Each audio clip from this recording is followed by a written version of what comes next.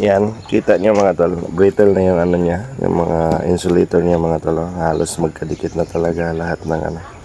So gagawin natin ito, i-open natin ito mga tol, and then palitan natin ng panibagong wirings, ay yung wire na ipalit natin mga tol. Bali sa ibang unit to galing mga tol. Kuhanan natin yan, tapos kabit natin dito sa sensor mga tol. Loading ako ngayon mga tol kasi mag-umagahan, gutom lang siguro.